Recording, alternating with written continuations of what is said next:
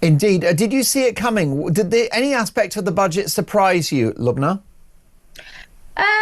Just the U-turns over U-turns, U-turns to cover up previous U-turns. The whole thing was a mess. I mean, um, yeah, it's been a clown show, and we have become the laughing stock of the whole entire world. Whether it comes to fake asylum seekers, whether it comes to benefits Britain, it's the whole thing is a joke. So I would say that I don't know how long this clown show will continue, but it's very embarrassing for every citizen here, especially hardworking taxpayers. I would say we have been ripped off completely. Businesses are being raped, and why on earth would anyone want to continue living in this country? I really do hope that the government comes to its senses and listens to its people and the businesses who are actually running the country. Because if they don't, Right. Imagine being Prime Minister and having your former deputy force you into a humiliating climb down on one of your flagship policies. Imagine having to completely accelerate your legislative timetable because Angela Rayner threatened to challenge you directly from the back benches.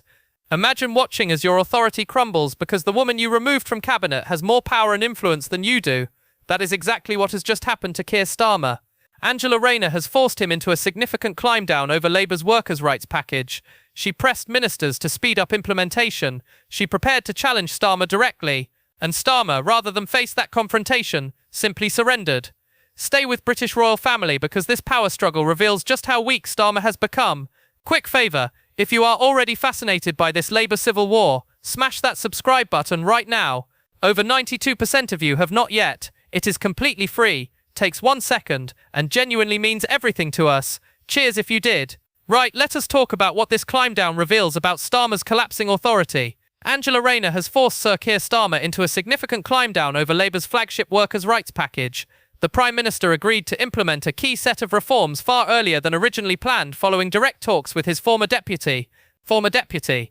That is crucial language. Rayner resigned from the cabinet earlier this year. She is no longer in government. She is a backbencher. And yet she has just forced the Prime Minister to completely change his legislative timetable. That is extraordinary.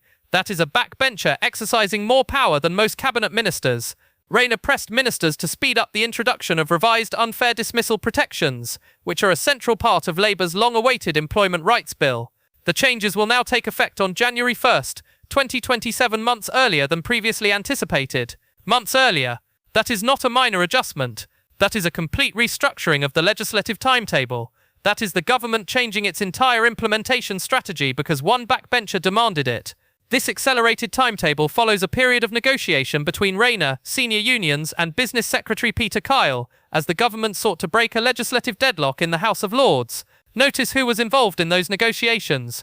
Rayner, senior unions, the Business Secretary, not the Prime Minister. Starmer was apparently not involved. He was sidelined from negotiations over his own flagship policy. Rayner was conducting parallel negotiations, building coalitions, forcing the government's hand. That is not normal backbench behaviour. That is someone exercising real power.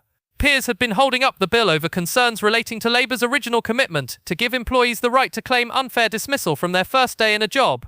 That pledge was then watered down, with ministers backing a 6-month qualifying period instead of the current 2 years. So Labour already compromised once. They went from day one protections to 6 months. That angered unions and disappointed Labour MPs who believed the party was abandoning its principles. Business groups raised concerns whilst unions insisted that protections must still be substantially strengthened. The government was caught between opposing pressures with no clear way forward. In another major revision, high earners who win unfair dismissal cases could be eligible for unlimited compensation under the revised package. Unlimited compensation. Think about what that means. Existing caps, the lower of an employee's annual salary or a fixed maximum currently set at £118,223, are set to be removed. No cap, no limit. High-earning employees could potentially win multi-million-pound payouts. Darren Newman, an employment law consultant, cautioned that this decision may encourage large claims from senior professionals, potentially leading to multi-million-pound payouts for city workers and crowding out cases from lower-paid employees who rely more heavily on tribunal compensation. In other words, this reform that was supposedly designed to help ordinary workers could actually end up benefiting wealthy city professionals, whilst making it harder for low-paid employees to access tribunals. That is perverse. That is the opposite of what Labour claims to want. Rayner, who helped design the reforms whilst in opposition, had been preparing to table an amendment to accelerate the implementation timetable alongside former Employment Minister Justin Madders. She was expected to directly challenge Sir Keir, marking what would have been her first major backbench intervention since stepping down. First major backbench intervention. That is significant. Rayner has been quiet since leaving cabinet. She has been building support, consolidating her position, preparing for exactly this moment. Her first intervention was going to be a direct challenge to the Prime Minister on his flagship policy. By agreeing to the earlier start date, Sir Keir has avoided that confrontation. Avoided. That is the key word. He did not win, he did not negotiate a compromise, he simply surrendered to avoid public humiliation. He changed his entire legislative timetable to prevent Rayner from challenging him in Parliament. That is weakness. That is a Prime Minister who knows he cannot win a public fight with his former deputy. The new rights will apply to anyone employed from July 2026. Government sources have presented the move as an attempt to provide certainty to businesses and ensure employers and employees know when the new rules take effect. Provide certainty. That is spin. That is trying to make a humiliating climb down sound like responsible governance. The reality is that Starmer was forced to accelerate implementation because Rayner threatened him. The reality is that the Prime Minister backed down rather than face his former deputy in Parliament. A government source told another newspaper that ministers were satisfied to have a clear timetable and urged the Lords to pass the bill swiftly. Satisfied. They are trying to present this as their choice, as their decision, but everyone knows the truth. Rayner forced this. Rayner built a coalition with unions and sympathetic MPs. Rayner threatened to challenge Starmer directly, and Starmer folded immediately rather than risk that confrontation. Labour MPs have welcomed the concession, stating the government had listened to concerns raised across the party. Listen to concerns. That is polite language for Rayner. Forced Starmer to back down, and everyone is relieved she won. The agreement represents the latest adjustment to the government's employment policy after months of negotiation, and it will likely be seen as a key internal victory for Rayner. Key internal victory. That is an understatement. This is Rayner demonstrating that she has more power as a backbencher than most cabinet ministers. This is Rayner proving that Starmer cannot govern without her support. What does this reveal about Starmer's position?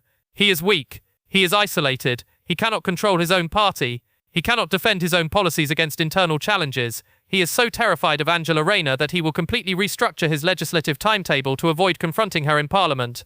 That is not strong leadership. That is survival politics. That is a Prime Minister clinging to power by avoiding fights he knows he cannot win.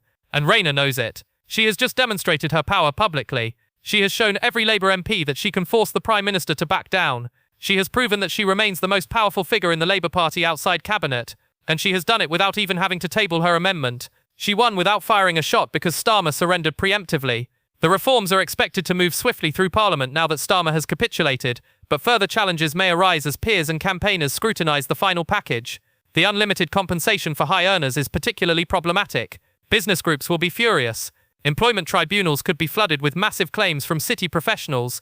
Lower paid workers could find themselves crowded out. The entire policy could backfire spectacularly. But Starmer could not worry about that. He could not focus on whether the policy was actually good. He had to focus on avoiding a public confrontation with Angela Rayner. That is where his priorities are. Not governing effectively, not implementing sensible policy, just surviving, just avoiding humiliation, just making sure he does not lose what little authority he has left. This painful meltdown reveals everything about Starmer's current position. He is a Prime Minister in name only. Real power rests with people like Angela Rayner, who can threaten him from the backbenches and force him to completely change course. He is weak, isolated, and terrified of internal challenges, and everyone in Westminster now knows it. Thanks so much for watching. See you in the next one.